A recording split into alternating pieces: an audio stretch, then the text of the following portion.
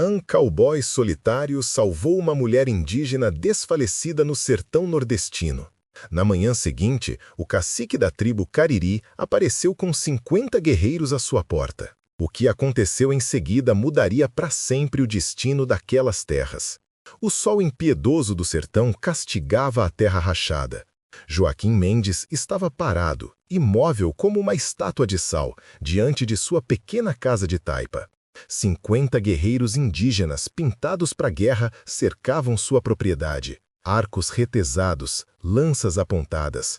O cacique, um homem alto de expressão severa, avançou alguns passos, os colares de dentes e sementes tilintando contra o peito nu. Seu olhar era mais cortante que as facas de pedra que carregavam. Se você estivesse cercado por guerreiros prontos para atacar, imploraria por misericórdia ou enfrentaria seu destino de cabeça erguida? Joaquim sentiu o suor escorrer pela testa. Sua mão direita pairava instintivamente perto da cintura, onde carregava seu velho revólver, mas sabia que seria inútil. Um movimento em falso e seria crivado de flechas antes mesmo de sacar a arma. No entanto, não demonstrava medo. Havia feito o que qualquer homem decente faria. E agora, naquele momento congelado no tempo, uma única palavra do cacique selaria seu destino para sempre. Mas o que aconteceu nos próximos instantes marcaria todo o sertão com uma cicatriz que jamais seria esquecida. 3 dias antes, Joaquim cavalgava pelo mesmo trecho de Caatinga que percorria todas as manhãs. Era um homem de poucas palavras e muitas cicatrizes, tanto na pele curtida pelo sol, quanto na alma marcada por perdas. Viúvo há 5 anos, vivia sozinho naquele pedaço de terra que herdara do pai, cercado apenas por algumas cabeças de gado, 2 cachorros sarnentos e as lembranças de tempos melhores. A seca castigava a região há quase 2 anos.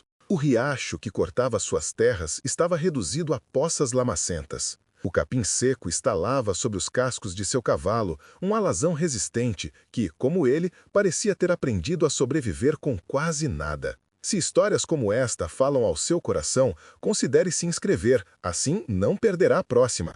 O sol já estava alto quando Joaquim avistou algo incomum entre os cactos e a vegetação ressequida. Um vulto escuro, imóvel. Poderia ser um animal morto, pensou, mas ao se aproximar, sentiu um aperto no peito. Era uma mulher. Estava caída de bruços, o longo cabelo negro espalhado sobre a terra vermelha. Joaquim desmontou rapidamente. Ajoelhou-se ao lado da figura e gentilmente virou-a. Seu rosto estava machucado, os lábios rachados pela sede. Pelas vestes e adornos, reconheceu imediatamente. Era uma indígena da tribo Cariri, que vivia nas serras distantes, raramente vista nas planícies do sertão. Ele umedeceu um lenço com a pouca água que restava em seu cantil e pressionou contra os lábios dela. A mulher não respondeu. Sua respiração era fraca, quase imperceptível. Sem pensar 2 vezes, Joaquim a ergueu nos braços e a colocou sobre o cavalo. Montou atrás dela, segurando-a firmemente para que não caísse, e partiu a galope em direção à sua casa. Se essa mulher morrer em minhas mãos, estarei condenado, murmurou para si mesmo, ciente das tensões entre fazendeiros e os povos indígenas da região. Histórias de massacres e vinganças sangrentas não eram raras, mas não podia deixá-la morrer ali, sob o sol escaldante. Homem nenhum com um mínimo de decência faria isso. Na pequena casa de taipa, Joaquim deitou a mulher em sua própria cama. Limpou seus ferimentos com água morna e ervas que mantinha para tratar machucados. Cobriu-a com uma manta de lã de carneiro e preparou um chá forte de jurema, remédio que aprendera com um velho curandeiro que passara por suas terras anos antes. Mas não podia deixá-la morrer ali, sob o sol escaldante. Homem nenhum com um mínimo de decência faria isso. Na pequena casa de taipa, Joaquim deitou a mulher em sua própria cama. Limpou seus ferimentos com água morna e ervas que mantinha para tratar machucados. Cobriu-a com uma manta de lã de carneiro e preparou um chá forte de jurema, remédio que aprendera com um velho curandeiro que passara por suas terras anos antes. Durante toda a noite, Joaquim permaneceu vigilante ao lado da mulher desconhecida. Sua respiração agora era mais forte, mas ela não havia recuperado a consciência. Ao amanhecer, ele tocou sua testa. A febre havia cedido. Minutos depois, ela abriu os olhos. O susto foi imediato. A mulher sentou-se de sobressalto, recuando contra a parede, os olhos negros arregalados de medo e confusão. Falou rapidamente em sua língua nativa, palavras que Joaquim não compreendia. Calma, ele disse, levantando as mãos em um gesto de paz. Não vou lhe fazer mal. Encontrei você no mato, quase morta. A mulher o encarou por longos segundos, avaliando suas intenções. Por fim, pareceu relaxar um pouco. Ele ofereceu água e um pouco de carne seca. Ela aceitou com hesitação. Iracema, disse ela, apontando para o próprio peito depois de beber a água. Meu nome, Iracema. Joaquim, respondeu ele, repetindo o gesto. Descanse mais. Quando estiver forte, ajudo você a voltar para seu povo. Nas horas seguintes, através de gestos e das poucas palavras que Iracema conhecia em português, Joaquim compreendeu que ela havia se perdido durante uma tempestade de areia, enquanto buscava plantas medicinais nas terras baixas. Por 2 dias vagara pelo sertão, sem água, sem comida, até desmaiar de exaustão. No meio da tarde, enquanto Joaquim estava no curral tratando do gado, ouviu o tropel de cavalos se aproximando. 3 homens chegaram em montarias robustas, Coronel Jeremias Dantas e 2 de seus capangas. O coronel era dono da maior fazenda da região, um homem temido por todos e odiado por muitos. Mendes! Trovejou o coronel da sela de seu cavalo, sem se dar ao trabalho de desmontar. Me disseram que você recolheu uma índia. É verdade? Joaquim endureceu o semblante. Caminhou lentamente até o portal do curral, encarando os 3 homens. O que eu faço na minha propriedade não é da sua conta, coronel. O rosto do coronel se contorceu numa expressão de ódio mal contido. É da minha conta quando um miserável como você abriga selvagens que atacam meu gado. Os Cariri mataram 3 dos meus bezerros na semana passada. Não sei nada sobre bezerros mortos, respondeu Joaquim com firmeza. A mulher estava morrendo. Fiz o que qualquer cristão faria. Mas esse seu ato de bondade logo atrairia algo muito maior que gratidão. O coronel cuspiu no chão, próximo às botas de Joaquim. Cristão? Você está abrigando uma pagã, uma selvagem. Ele se inclinou sobre a sela. Ouça bem, Mendes. Os índios são o câncer destas terras. Impedem o progresso. Se você se alia a eles, é um traidor. E sabe o que fazemos com traidores nestas bandas? Está me ameaçando na minha própria terra, coronel. Joaquim deu um passo à frente, a mão pousada no cabo do facão à cintura. Os capangas imediatamente levaram as mãos às armas, mas o coronel fez um gesto para que se contivessem. Não é ameaça, é um aviso. Devolva essa índia para o mato onde é o lugar dela, ou sofra as consequências. O coronel puxou as rédeas, virando o cavalo. Você tem até amanhã para fazer a escolha certa. Os 3 homens partiram em disparada, deixando apenas uma nuvem de poeira e o peso de uma ameaça que Joaquim sabia não ser vazia. O coronel tinha influência sobre o delegado, o juiz e até mesmo o padre. Se decidisse destruir alguém, tinha os meios para fazê-lo. Ao retornar à casa, encontrou Iracema de pé, olhando pela janela. Ela se virou para ele, e Joaquim percebeu pela expressão em seu rosto que havia entendido grande parte da conversa. Homem mau quer Iracema ir embora, ela disse em seu português limitado. Sim, confirmou Joaquim, mas você ainda não está forte o suficiente. Pode ficar até se recuperar. Ela o estudou por um momento, seus olhos negros penetrantes como se pudessem enxergar através dele. Por que ajuda Iracema? Homem branco não gosta de povo cariri? Joaquim refletiu por um instante, lembrando-se da própria mulher, morta durante o parto junto com a criança que seria seu primeiro filho.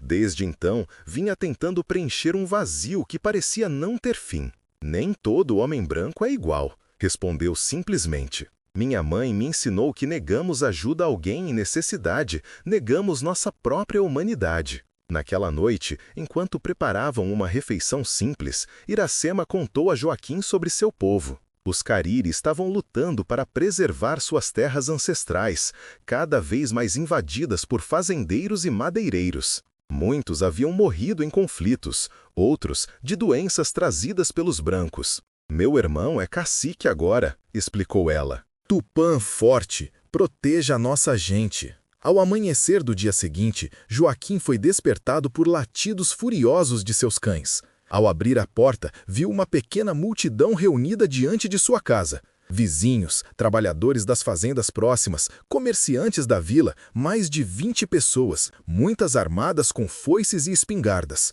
À frente deles estava seu antenor, dono do armazém e um dos poucos na região que Joaquim considerava amigo. Joaquim chamou o antenor, o rosto marcado pela preocupação. "É verdade, você está abrigando uma índia Cariri?" Antes que pudesse responder, Iracema apareceu ao seu lado na porta. Um murmúrio de espanto percorreu a multidão. "É ela mesma, uma selvagem. Dizem que é irmã do cacique. Se a cidade inteira se voltasse contra você, ainda defenderia um estranho." Joaquim se posicionou protetoramente na frente de Iracema. "Esta mulher estava morrendo quando a encontrei. Dei água, comida e um teto. É isso que fazemos por quem precisa, não importa quem seja." "Os Cariri atacaram a fazenda dos Dantas novamente esta madrugada", gritou alguém entre a multidão. "Mataram um capataz." "E agora você abriga a irmã do cacique deles?" acusou outro. "É traição." Antenor deu um passo à frente, tentando acalmar os ânimos. "Vamos com calma, pessoal. Joaquim sempre foi um homem decente." "Decente?" interrompeu uma voz grave. O coronel Jeremias emergiu do meio da multidão, montado em seu cavalo negro. "Um homem decente não se alia a selvagens contra sua própria gente." A multidão se agitou, vozes se erguendo em concordância. O coronel sorriu, satisfeito com o efeito de suas palavras. "Entreguem a Índia", ordenou. "Ela será mantida como refém até que os Cariri devolvam o gado que roubaram e entreguem os responsáveis pela morte do meu capataz." Joaquim sentiu o sangue ferver nas veias. Sacou o revólver da cintura e o apontou para o coronel. "Ninguém vai tocar nesta mulher enquanto eu estiver vivo." Um silêncio tenso caiu sobre o grupo. O coronel Jeremias empalideceu de raiva. "Você está cavando sua própria sepultura, Mendes." "Talvez", respondeu Joaquim, sem baixar a arma. "Mas não serei o homem que entregou uma mulher indefesa para ser usada como moeda de troca." "Ela não é só uma mulher", gritou alguém. "É a irmã do cacique Cariri." Foi nesse momento que Joaquim percebeu o verdadeiro motivo do interesse do coronel. Não era apenas sobre um capataz morto ou algumas cabeças de gado. Era sobre poder. Ter a irmã do cacique como refém daria ao coronel uma vantagem nas disputas pelas terras indígenas. "Vão embora", disse Joaquim com firmeza. "Todos vocês. Esta é minha terra, e aqui eu faço as regras." Alguns começaram a recuar, desconfortáveis com o confronto. Mesmo o coronel parecia hesitar diante da determinação de Joaquim. Mas a tensão ainda pairava no ar, pesada como as nuvens de tempestade que se formavam no horizonte. E naquele silêncio, a terra parecia prender a respiração. A noite que se seguiu foi a mais longa da vida de Joaquim.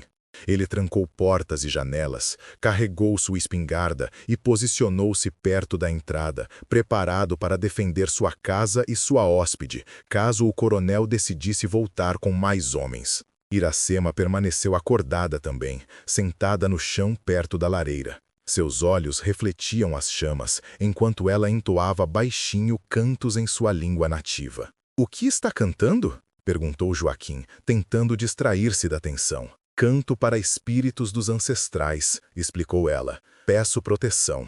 Depois de uma pausa acrescentou: "Amanhã Iracema vai embora. Traz problemas para homem bom." "Não", respondeu Joaquim firmemente. "Não é seguro. O coronel estará vigiando todos os caminhos." "Iracema conhece caminhos que homem branco não conhece." Ela sorriu levemente. "Mas antes, precisa agradecer." Do pescoço, ela tirou um colar de contas coloridas e dentes pequenos que Joaquim supôs serem de algum animal. Estendeu-o para ele. "Para proteção, muito sagrado para meu povo. Se você estivesse encurralado entre essas paredes, se renderia ou lutaria até o fim." Joaquim hesitou por um momento antes de aceitar o presente. Nunca havia recebido algo assim, algo carregado de significado que ele não compreendia totalmente. "Obrigado", disse simplesmente, colocando o colar no próprio pescoço. O que nenhum dos dois sabia era que, enquanto conversavam, uma dezena de guerreiros Cariri já se moviam silenciosamente pela caatinga escura, aproximando-se da propriedade de Joaquim. Haviam seguido os rastros de Iracema por dias, até descobrirem onde ela estava. Ao amanhecer, Joaquim foi despertado por um silêncio estranho. Nem o canto dos galos, nem o latido dos cães, nada. Um silêncio sepulcral que fez todos os pelos de seu corpo se arrepiarem. Pegou o revólver e aproximou-se cautelosamente da janela. O que viu fez seu sangue gelar. Dezenas de guerreiros cariris cercavam sua casa, imóveis como estátuas, pintados para a guerra. À frente deles, um homem alto com um cocar imponente. Sem dúvida, o cacique que Iracema mencionara, seu irmão. "Iracema!" chamou Joaquim com urgência. "Seu povo está aqui!" Ela correu para a janela e, ao ver os guerreiros, seus olhos se arregalaram. Falou rapidamente em sua língua, palavras que soavam como ordens ou súplicas. "Eles vieram buscar Iracema", ela disse, virando-se para Joaquim. "Mas também..." Ela hesitou, buscando as palavras. "Vingar." "Vingar o quê?" perguntou Joaquim, sentindo o estômago afundar. "Pensam que homem branco capturou Iracema." Joaquim compreendeu a gravidade da situação. Se abrisse a porta, poderia ser morto imediatamente, antes mesmo de ter chance de explicar. "Fale com eles", pediu. "Diga que eu te ajudei."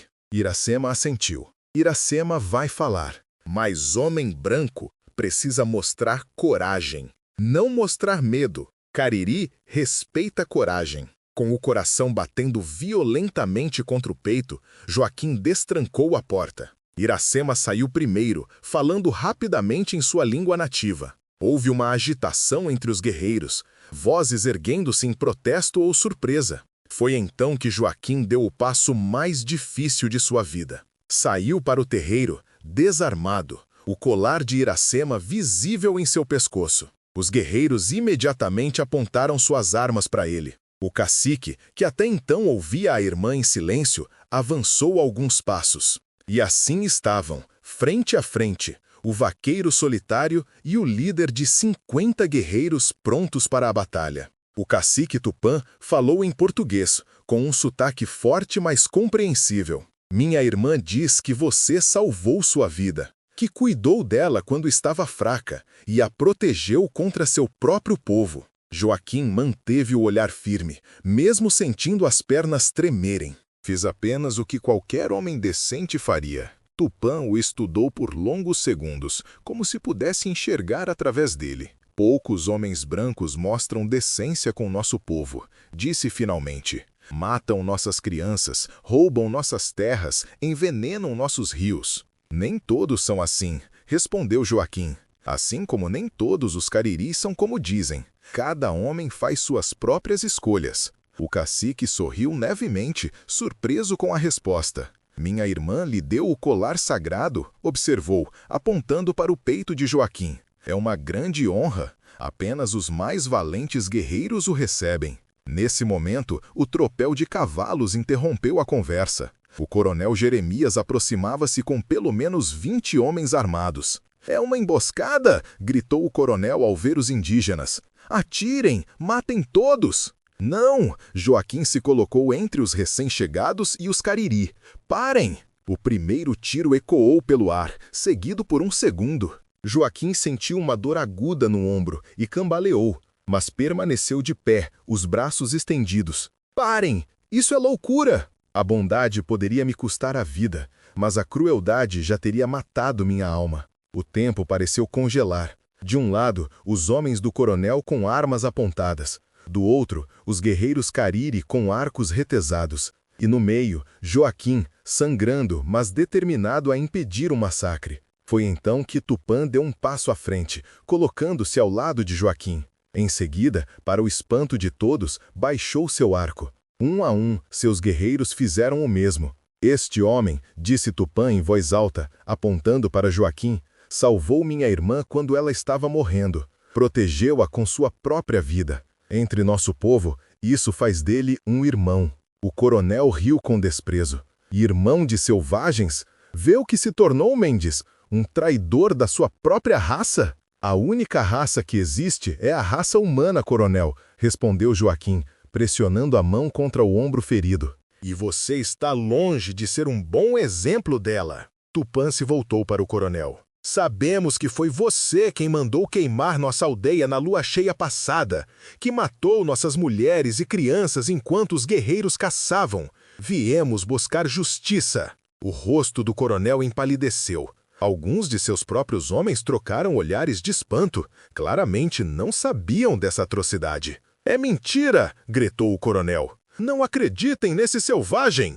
Mas a dúvida já estava plantada. Um a um, os homens do coronel começaram a baixar suas armas. Ninguém queria fazer parte de um massacre, especialmente depois de saber o que seu patrão havia feito. O delegado Severino, que também estava entre os homens do coronel, deu um passo à frente. É verdade isto, coronel? Você atacou a aldeia deles? Encurralado, o coronel sacou sua própria arma e apontou-a para Tupã. Esses índios são a praga desta terra. Alguém precisa exterminá-los. Antes que pudesse apertar o gatilho, Joaquim reuniu suas últimas forças e avançou, empurrando o braço do coronel para cima. O tiro ecoou no ar, inofensivo. Em segundos, tanto os guerreiros Cariri quanto os próprios homens do coronel haviam dominado Jeremias, desarmando-o e forçando-o a se ajoelhar. Você está preso, coronel, disse o delegado Severino, algemando-o, por tentativa de homicídio para começar,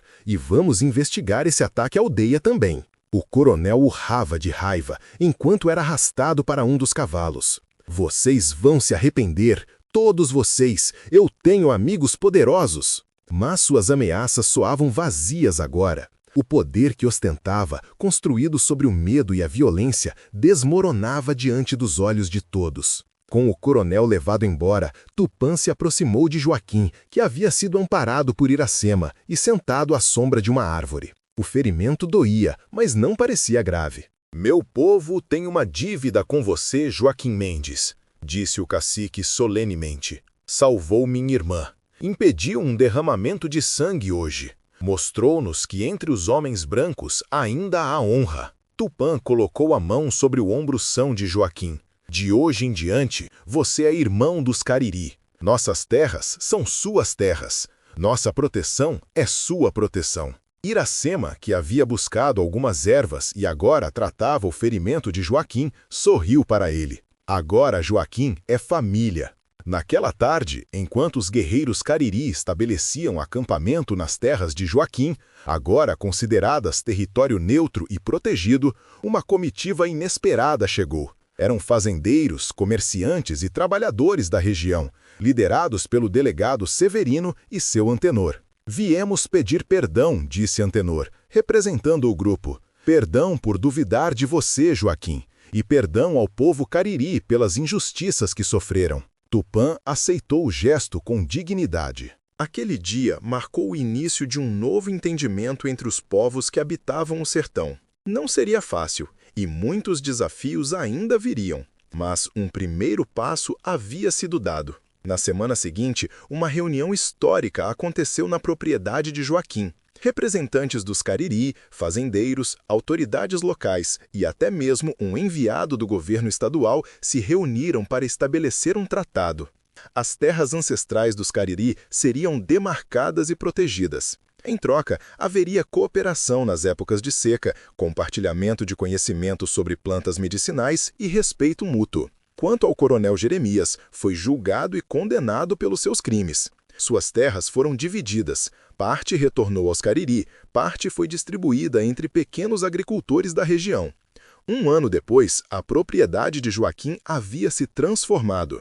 Sua casa de taipa foi ampliada, uma escola foi construída, onde crianças indígenas e filhos de agricultores estudavam juntos. Iracema se tornou professora, ensinando a língua e as tradições Cariri para preservá-las. E Joaquim, o vaqueiro solitário que uma vez achara que passaria o resto de seus dias em isolamento, agora era o centro de uma comunidade florescente. O vazio que carregava desde a morte de sua esposa, aos poucos se preenchia. Numa tarde de domingo, enquanto observava as crianças brincando no terreiro, Tupã se juntou a ele. Meu povo tem uma história, disse o cacique, sobre como, às vezes, os espíritos nos guiam para caminhos que não entendemos, apenas para nos mostrar que o que procurávamos estava em outro lugar. Joaquim assentiu, compreendendo. Seu olhar encontrou de Iracema, que sorriu para ele do outro lado do terreiro. Um calor familiar, há muito esquecido, preencheu seu peito. Você já pensou, perguntou Tupã, que talvez não tenha sido você quem salvou minha irmã naquele dia? Que talvez tenha sido ela quem o salvou? Joaquim refletiu sobre a pergunta enquanto tocava o colar de contas e dentes que nunca mais havia tirado do pescoço. Acho que nos salvamos mutuamente, respondeu finalmente. E nisso talvez esteja a maior lição de todas. A história do vaqueiro que salvou uma indígena e mudou o destino do sertão seria contada por gerações. Não como uma história de heróis ou vilões, mas como um lembrete de que a compaixão, quando oferecida no momento certo, pode fazer mais do que salvar uma vida. Pode salvar a alma de um povo inteiro. Se você estivesse no lugar de Joaquim, arriscaria tudo para defender alguém diferente de você? Inscreva-se para mais histórias poderosas como esta e clique no vídeo na tela para assistir a próxima, com uma reviravolta tão impressionante que você nunca esquecerá.